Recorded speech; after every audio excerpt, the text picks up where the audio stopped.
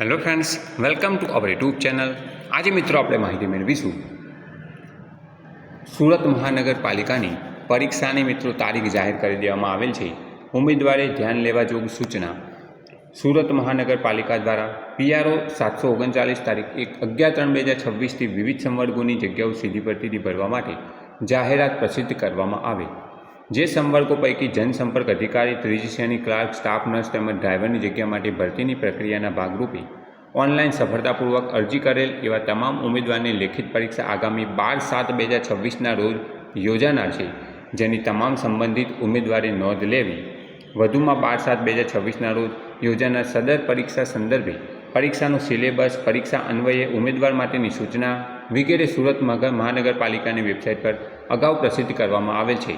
તે ઉપરાંત સદર પરીક્ષા માટે પરીક્ષા કેન્દ્રનું સ્થળ, સમય વગેરે માહિતી ઉમેદવારે ઓનલાઈન કોલ લેટર મારફત જણાવવામાં આવશે। એડમિનિસ્ટ્રેટિવ ઓફિસર સુરત મહાનગરપાલિકા દ્વારા જનસંપર્ક અધિકારી, ત્રીજી શ્રેણી ક્લાર્ક, સ્ટાફ નર્સ, ડ્રાઈવરની ભરતી પરીક્ષાની તારીખ 12/7/2026ના રોજ નક્કી કરવામાં આવેલ છે, જેની સંબંધિત ઉમેદવારે નોંધ લેવી।